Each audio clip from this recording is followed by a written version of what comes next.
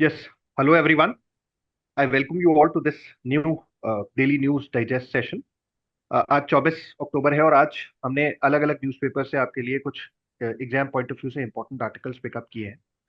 I am starting with two articles from the Indian express जो मुझे exam के point of view से बहुत इंपॉर्टेंट लगे। पहला है, Bihar gets its first dry port. What exactly is this dry port and how it can help the state. ये बड़ा अच्छा आर्टिकल है बिकॉज इसमें फैक्चुअल नेचर की बहुत सारी इन्फॉर्मेशन है जो मैं चाहूंगा कि आप डिस्कस करें। तो इस ड्राई पोर्ट का पहले तो आपको नाम याद रखना है। This the name of this project is Bihta, BIHTA dry port. And this dry port has been seen as a big initiative to boost export of goods being produced in Bihar.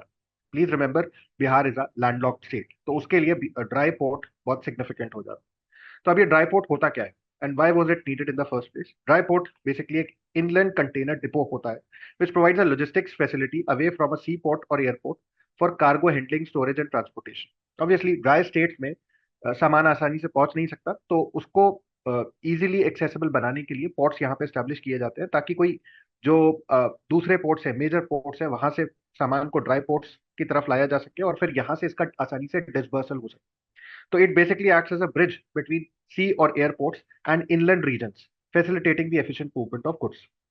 Bihar के लिए this obviously becomes important because there are too many products which Bihar produces like agro-based garments, leather, and they are manufactured in numerous locations. तो उनको एक जगह collate करना, साथ में लेके आना और फिर उनका एक्सपोर्ट पोटेंशियल स्टैब्लिश करना, this is the intent. Now the best part about dry ports, this is a very important point, I think the student should make a note of it, is that it handles customs clearance procedures, reduces congestion at seaports and airports. तो obviously जो बड़े major ports हैं उन पर थोड़ा सा congestion भी कम होगा बिकॉज थोड़ा बहुत आइटम उनका ड्राई पोर्ट्स की तरफ चला जाएगा। अब what are the products which Bihar produces? Please remember, Bihar is a major producer of potato, tomato, banana, litchi and makhana. It also has significant export capacities of maize, sponge iron, packed food, waste paper, newsprint, rice, and meat. So please remember, maybe this can be a potential prelims ka question as to what are the major items which are exported from Bihar.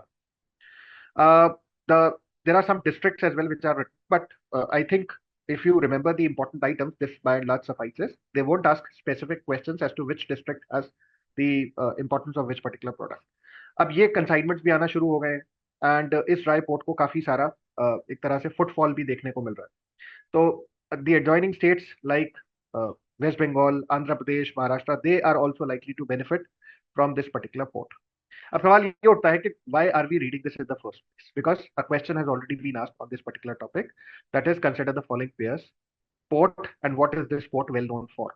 तो UPSC ने एक question 2023 में पूछा था जिसमें उन्होंने अलग अलग पोर्ट्स के नाम लिखे थे और बताया था या पूछने की कोशिश की थी कि as to what this port is particularly associated with. तो I think they might ask Bihta in the near future in terms of the importance of that particular port. तो it is first dry port of Bihar, that is to be remember. एक और article जो आज ही के newspaper में है, this is basically an article जो last year Indian express में प्रिंट हुआ था, उसको उन्होंने अपडेट किया है। और अपडेट इसलिए किया है बिकॉज आज anniversary.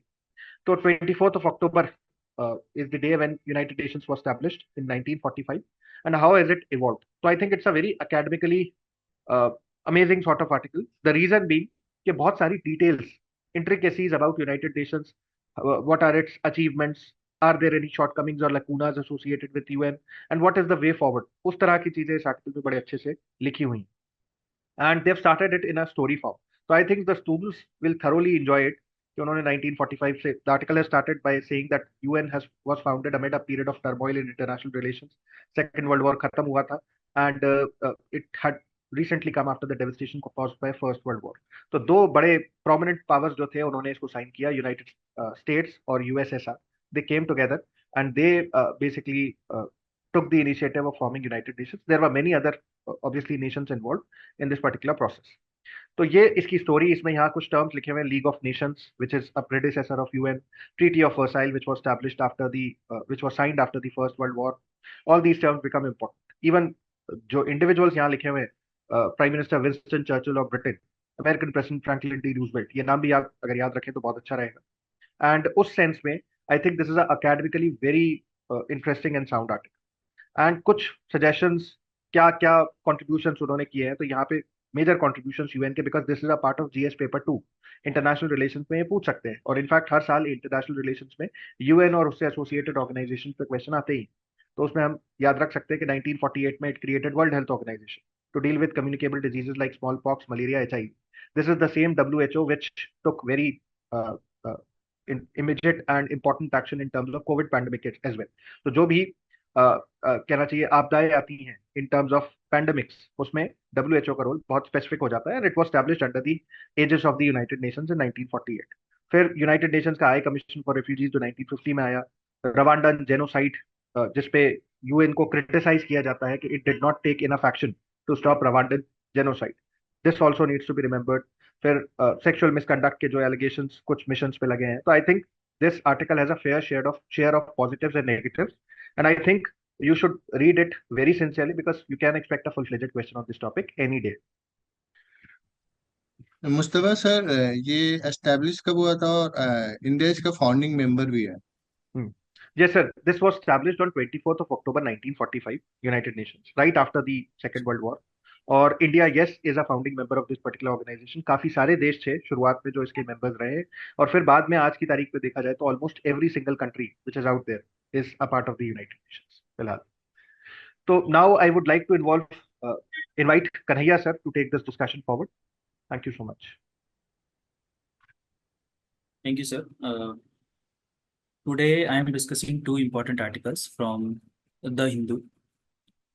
The first article is related to this PM Shri scheme. तो इस आर्टिकल में जो स्टूडेंट्स के पर्सपेक्टिव से जो इम्पोर्टेंट है वो है, जो न्यूज़ है वो कॉन्टेक्स्ट हमारे लिए इम्पोर्टेंट नहीं है. हमारे लिए इम्पोर्टेंट है स्कीम्स क्या है, कौन सी मिनिस्ट्री के अंडर में आएगी. तो यहाँ पर जैसे मेंशन है PM श्री स्कीम जो मिनिस्ट्री ऑफ एजुकेशन के अंडर में आती है. नेक्स्ट इसका टारगेट क्या है, तो यहाँ पर मेंशन है scheme proposes to convert the more than 14,500 schools into exemplary exemplar institutions with the center contributing to the 60% of the funding for accreditation. तो इसमें जैसे देखा जाएगा, अदर देन दिस जो इम्पोर्टेंट इन्फॉर्मेशन इसमें है जैसे समग्र शिक्षा फंड यहाँ पर मेंशन है, तो स्टूडेंट को ये रीड करना चाहिए. इसके अलावा नेशनल एजुकेशन पॉलिसी यहाँ पर मेंशन है, तो नेशनल एजुकेशन पॉलिसी पे आप क्वेश्चन एक्सपेक्ट कर सकते हो क्योंकि अभी गवर्नमेंट उसी के इम्प्लीमेंटेशन फेज पे है. तो नेशनल एजुकेशन पॉलिसी का टारगेट क्या है, ग्रॉस एनरोलमेंट रेशियो क्या होता है, स्कूल एजुकेशन को लेके क्या टारगेट्स हैं गवर्नमेंट के, कॉलेज एजुकेशन को लेके क्या टारगेट्स हैं. इसके बाद रिसर्च यूनिवर्सिटीज जो इस्टेब्लिश की है वो क्या होता है, जेंडर इक्वालिटी जो फंड है इस पे गवर्नमेंट कैसे वर्क कर रही है एजुकेशन पे, और पुरानी एजुकेशन पॉलिसी जो लास्ट एजुकेशन पॉलिसी थी उससे क्या चेंजेस इसमें आए हैं. तो ये मेंस में हम क्वेश्चन एक्सपेक्ट कर सकते हैं. इसके अलावा जो सेकेंड आर्टिकल है, that article is related to this disease kala-azar. तो ये आर्टिकल बोल रहा है कि इंडिया अभी उसी डायरेक्शन में है कि हम इसको एलिमिनेट कर सकते हैं इन द कमिंग ईयर्स. तो इंडिया ने जो लास्ट 2 ईयर्स की इंडिया की कंसेक्यूटिव ईयर्स की परफॉर्मेंस है वो यहाँ पर मेंशन है कि India will seek the WHO certification for eliminating kala azar after it brought down the numbers of the cases to under 1 in 10,000 for 2 consecutive years now. So इसको हम कंसिडर करते हैं कि हम 1 more ईयर के लिए हम इसको ट्राई करेंगे कि इसी रेंज में केसेस रहें. तो हम हो सकता है कि हम WHO के उस कैटेगरी में आ जाए कि हमने काला आजार को एलिमिनेट कर दिया. सेकेंड थिंग यहाँ मेंशन है कि ये है क्या, तो as you can see it is the second deadliest parasitic disease after malaria in India. तो एक पैरासिटिक डिजीज है, इसके इंफॉर्मेशन भी है नीचे मेंशन है. कैसे स्प्रेड होती है, it spread by the sand fly, और एक टाइप का जो पैरासाइट है उसका यहाँ पर नाम मेंशन है. ये इंपॉर्टेंट हो जाता है. एक और डिजीज यहाँ पर मेंशन है ट्राइकोमा. तो ट्राइकोमा बैक्टीरिया से कॉज होता है, उसका भी यहाँ पर मेंशन है. दोनों का प्रेवलेंस इंडिया में कितना है, परसेंटेज, ये इंपॉर्टेंट है स्टूडेंट्स के लिए, नोट डाउन करना चाहिए. मेंस में जब भी क्वेश्चन आता है तो हम इसको पुट कर सकते हैं. आप यहाँ देखो कि India contributed around 11.5% of the cases of kala-azar and globally, and trachoma was responsible for 5% of all the blindness in the country. तो ये भी यहाँ मेंशन है ईयर के साथ. इसके साथ साथ यहाँ पर डिफरेंस बताया गया है कि डिजीज को एलिमिनेट करना और इरेडिकेट करने में क्या डिफरेंस है. तो यहाँ पर लिखा हुआ है कि with elimination a nation needs to keep the number of cases under a specified limit. जैसे हम यहाँ पर बात करें एलिमिनेशन की, कि हमने 1 in 10,000 केसेस पे हम एक पर्टिकुलर स्पेसिफाइड लिमिट पे हमने इसको लिमिट करके रखा है. तो ये होता है elimination, which means it ceases to be an public health problem. ऐसा नहीं कि डिजीज खत्म हो गई, बट ये पब्लिक हेल्थ प्रॉब्लम नहीं रही, इसका प्रेवलेंस इतना कम हो गया है। सेकेंड थिंग, हम इरेडिकेशन की जब बात करते हैं तो there there is no further cases can occur. ये होता है इरेडिकेशन, जो हमने अभी सिर्फ वर्ल्ड लेवल पर हम देखें तो स्मॉल पॉक्स के केस में ही हुआ है, कि जिसको हमने इरेडिकेट किया, और बाकी जो कुछ डिजीज है हम उसको एलिमिनेट करने का ट्राई करते हैं। उसमें कुछ डिजीजेस हैं जो एलिमिनेट कर चुके हैं, वो भी इंपॉर्टेंट है, स्टूडेंट को रीड करना चाहिए। इसके बाद यहाँ पर कुछ वे फॉरवर्ड दे रखे हैं कि ये नेग्लेक्टेड ट्रॉपिकल डिजीज है, ये होती क्या है, इसमें क्या क्या इंपॉर्टेंट स्टेप्स हैं जो गवर्नमेंट को लेना चाहिए। पब्लिक हेल्थ कैंपेन चलाना चाहिए। इसके अलावा यहाँ आप देखोगे कि it includes this steps of gaining community trust and also the surveillance network. तो सर्विलेंस नेटवर्क इस टाइप की डिजीज में बहुत ज़्यादा इंपॉर्टेंट हो जाता है, तो वो यहाँ पर एक इम्पॉर्टेंट एफर्ट है जो इस डायरेक्शन में गवर्नमेंट को पुट करना चाहिए। At the same time strong vigil रखने की बात यहाँ पर रखी गई है कि कैसे हम, ऐसा नहीं कि हम 2 साल से अच्छा परफॉर्म कर रहे हैं तो in in case of in future हम एक सिस्टम बना के ना रखें जिससे वापस से डिजीज का जो प्रेवलेंस है वो इंक्रीज हो जाए। तो ये इस टाइप की चीजें यहाँ से इस आर्टिकल से उठाई जा सकती है।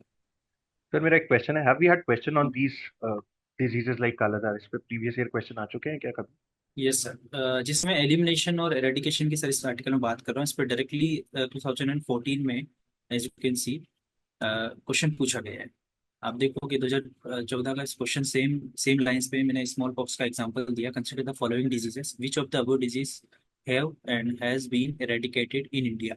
इरेडिकेशन की यहाँ बात कर रहा है, इसका आंसर है option B, 3 only, that means small pox. तो यहाँ पर ये डिफरेंस जानना स्टूडेंट के लिए जरूरी कि इरेडिकेशन क्या होता है, एलिमिनेशन क्या होता है। इसमें से कुछ डिजीज हैं जिसको हमने एलिमिनेट किया बट इरेडिकेट नहीं किया, तो इरेडिकेशन में हम सिर्फ स्मॉल पॉक्स की बात करते हैं। तो इस टाइप के क्वेश्चंस ऑलरेडी आ चुके हैं और आगे भी आ सकते हैं। डिजीज के ऊपर डायरेक्टली क्वेश्चन पुट किया जा सकता है कि किस टाइप से ये किस टाइप की डिजीज है, बैक्टीरियल है, पैरासिटिक है, वायरल डिजीज है, और कौन से वायरस से होती है, जूनोटिक है, इसका ओरिजिन क्या है, स्प्रेड कैसे होती है।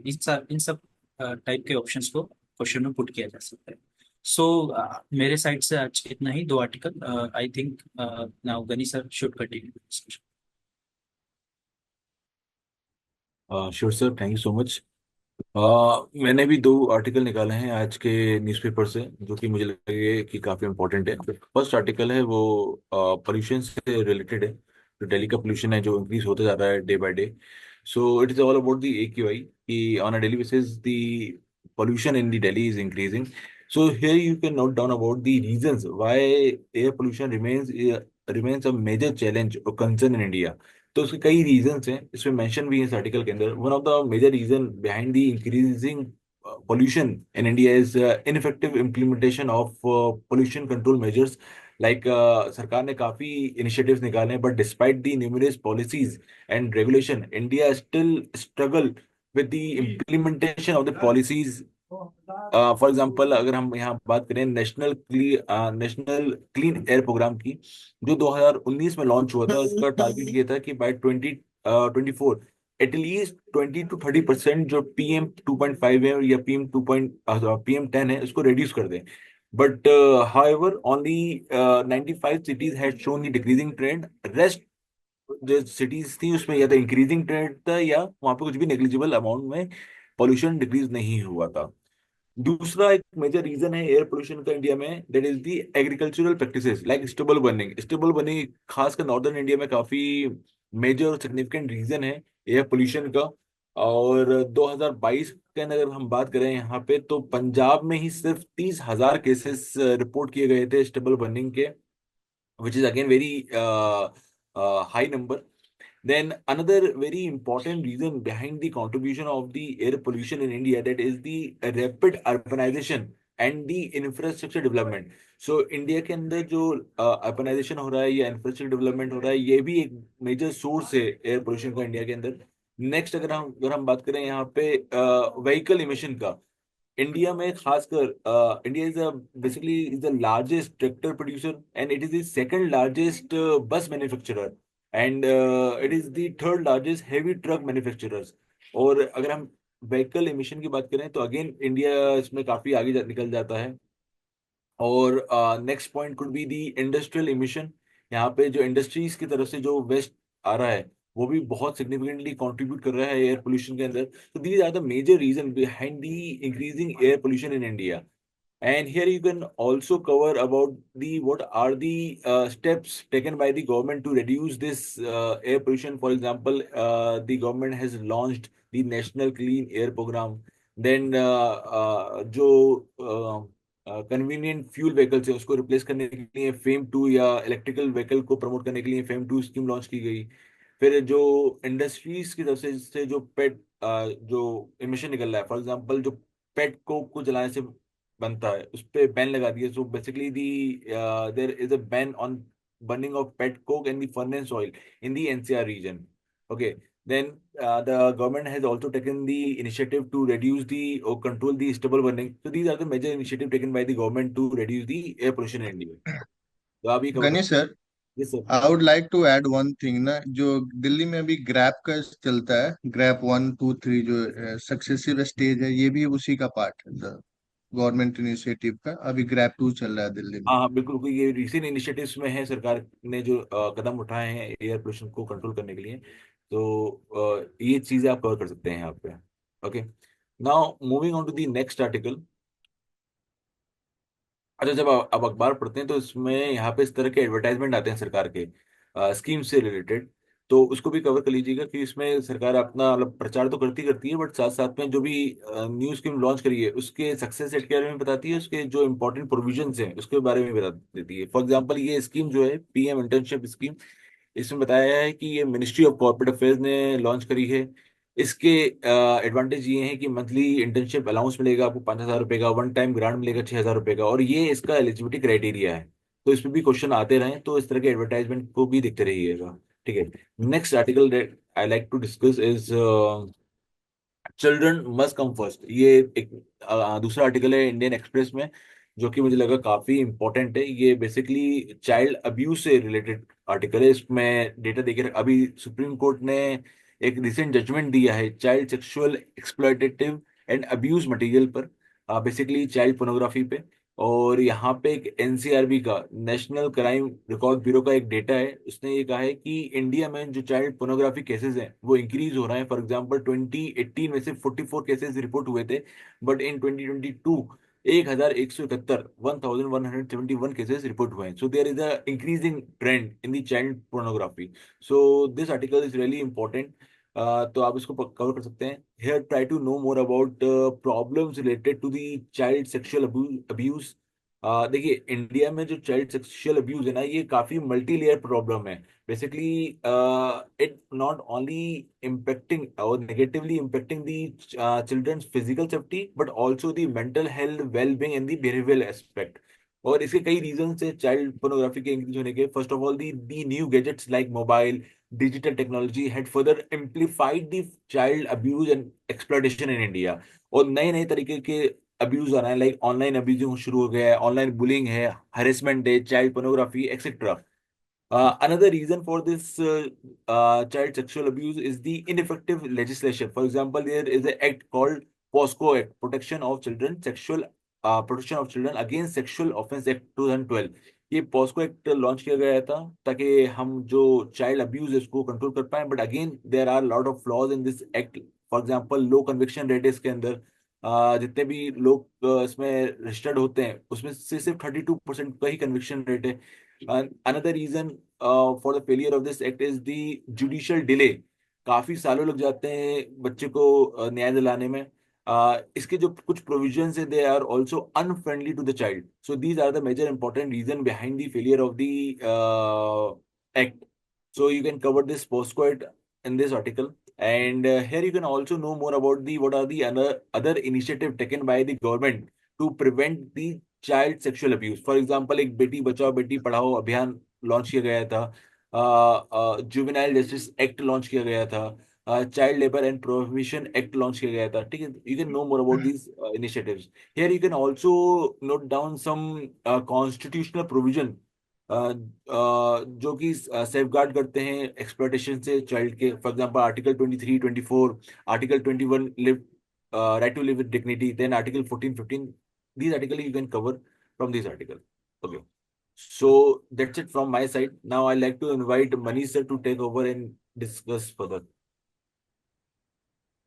I have two articles. The very first article is today's editorial of Hindu, and it's talking about the shifting sands within global supply chain. So this article generally talks about how this global supply chain evolved after the globalization, in which initially the emphasis was on efficiency, and now the emphasis is on security. तो इसमें क्या हुआ, initially when the globalization happened, तो China became the global supply hub of the world because of its efficient labor force and related things. But after the supply shock of COVID pandemic, ये क्या हुआ, रिसाइलियंस पे आ गया. Then there was the diversification of supply chains. तो बहुत सारे अलग अलग सप्लाई चेन्स आए. But after the pager supply chain attack of Israel on that led to the pager attack in Lebanon, अभी जो ये सप्लाई चेन का सिस्टम है that is concern more about the national security. तो इससे related ये article highlight करता है. तो इसमें बात की गई है कि यूएस की जो स्टेट डिपार्टमेंट ऑफ कॉमर्स है उसने एक नया इनिशिएटिव प्रपोज किया है. अगर इसको इनेक्ट करते हैं तो it would prohibit the import और sale of certain connected vehicle system जो कि रसिया में और चाइना में मैन्युफैक्चर किया गया हो या डिजाइन किया हो गया हो. इसके लिए इन्होंने जो रीजन दिया है ना, तो उसमें ये है कि these systems are using hybrid and hardware and software that can be manipulated and it may be potential threat in the future. इसमें जैसे इन्होंने हाईलाइट किया है कि कैसे ये हाईजैक किया जा सकता है सिस्टम्स को, कैसे इससे स्नूपिंग की जा सकती है. एंड इससे रिलेटेड ही कंसर्न इंडिया के लिए यहाँ पे सजेस्ट किया गया कि what steps India should take in order to secure it supply chain. तो इसमें दो मेजर्स की बात की जाती है, जिसमें पहला जो है just to be secure and just in case of strategic cases की बात कर रहा है, और दूसरा है ट्रस्ट एंड वेरिफिकेशन. तो यहाँ पे कंसर्न राइटर ने ये भी हाईलाइट किया कि India can not outrightly ban the supply import of things because of various necessity जो हमारे देश में है. तो इसमें दो अप्रोच जो है, इसमें trust but verification and zero trust की बात की गई है. यहाँ पे कहा गया कि देयर आर सर्टेन एरिया जहाँ पे हम जैसे कुछ इंफ्रास्ट्रक्चर क्रिटिकल इंफ्रास्ट्रक्चर से रिलेटेड इंपोर्ट करते हैं, तो that need to be verified at multiple levels. And there are certain area जहाँ पे सिक्योरिटी का थ्रेट होता है. फॉर एग्जांपल, अगर हम कोई कंपोनेंट मिलिट्री में यूज कर रहे हैं, वो इंपोर्ट कर रहे हैं, तो that should come under zero trust. This means कि स्ट्रिक्ट इंटरनेशनल लेवल ऑफ जो वेरिफिकेशन का स्टैंडर्ड होता है उसको हमें फॉलो करना चाहिए. And there are certain areas of import जो उतना स्ट्रेटेजिक नहीं होता है, तो for that we can just in case का जो कॉन्सेप्ट है उसको फॉलो कर सकते हैं और अपना जो हम सप्लाई चेन है उसको डाइवर्सिफाई कर सकते हैं. तो यही बेसिक इनटेक है इस आर्टिकल का, जिसमें है कि कैसे ये इवॉल्व किया supply chain, what practice in US is going to take and what lesson India can learn from this practices that is going around us. दूसरा आर्टिकल है, ये बात करता है इकोली आउटब्रेक जो यूएस में हुआ है अभी, and it is link to the McDonald's का जो क्वार्टर पाउंड पैटीज होता है उससे हुआ है. तो because of that one person got dead and ये 10 स्टेट्स में यूएस के अभी फैला हुआ है. तो यहाँ पे हमें जानने की जरूरत है कि ये कॉन्टेमिनेशन होता है कैसे है इकोली के, क्योंकि पास्ट में प्रीवियस ईयर में इससे क्वेश्चन पूछे जा सकते हैं, डिजीज से पूछते हैं. तो ये जो कॉन्टेमिनेटेड वाटर और फूड के कारण होता है, और इंडिया में ये गर्मी के दिनों में और बरसात के दिनों में लार्ज स्केल पे इसके केसेस पाए जाती है, that is related to diarrhoea और कालाजार जैसे केसेस आते हैं. For example, in 2023 there has been more than 500 outbreak of such diarrhea disease जो इंडिया में हुआ था. तो दूसरा इंपॉर्टेंट कंपोनेंट है इसका कि इसका सिम्टम्स क्या होता है इन्फेक्शन. तो इसमें फीवर का होता है, जो हाई फीवर होता है, persistent diarrhoea, body diarrhoea and vomiting का इसका सिम्टम्स होता है. और इसको कंट्रोल करने के लिए हम एंटीबायोटिक्स का यूज करते हैं. तो this is the basic takeaway from this article. Sir इसमें और इससे सर यस जैसे सर. आपने बोला एंटीबायोटिक लिखा है, तो अभी जैसे हम देख रहे हैं इंडिया में कि there is large scale prevalence of over the counter this antibiotics, तो उससे एक इश्यू सामने आ रहा है एंटीबायोटिक रेजिस्टेंस का. सर ये आप थोड़ा सा एक्सप्लेन कर सकते हो क्या? सो इसमें क्या होता है कि अगर हम लार्ज स्केल पे एंटीबायोटिक का यूज करते हैं ना, तो हमारे बॉडी में रेसिस्टेंस डेवलप हो जाता है. तो बाद में आगे चल के अगर कोई डिजीज है जिसको हम एंटीबायोटिक के यूज से कंट्रोल कर सकते हैं, हम कंट्रोल नहीं कर पाते हैं. उसके लिए एंटीबायोटिक्स का भी लेवल होता है, उसमें हमें उसके अपग्रेडेड वर्जन को यूज करना होता है। तो ये that is really very challenging, क्योंकि antibiotic not only over the counter, it is being use in the poultry farms and many other area, जिसको हम इनडायरेक्टली भी कंज्यूम कर रहे हैं अपने देश में। इससे रिलेटेड पास्ट में क्वेश्चन डायरेक्टली इस टॉपिक से नहीं है, बट डिजीज और ऐसे की क्वेश्चंस आते रहते हैं। फॉर एग्जांपल ये क्वेश्चन आया था 2011 में, वायरस और एंजाइम से रिलेटेड था, तो हम इसे प्रीलिम्स के पॉइंट ऑफ व्यू से प्रिपेयर कर सकते हैं। This is all from my side, and with this I would like to conclude today session. Thank you all.